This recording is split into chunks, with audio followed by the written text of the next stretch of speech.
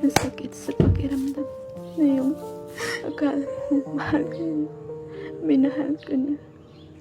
Lahat ng oras, atensyon niya, binigay niya sa'yo hanggang sa napul ka at umikot na yung mundo mo sa kanya na araw-araw na lang siya na lang yung hinahanap mo, siya na lang yung magpapumuo sa araw mo.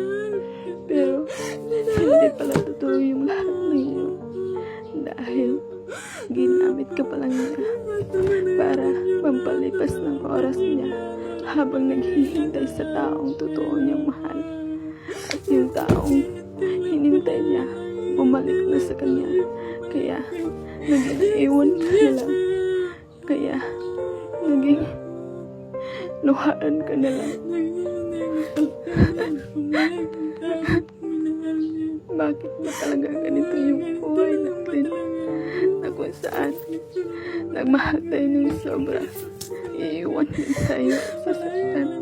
Bakit ang unfair ng mundo at pag-ibig?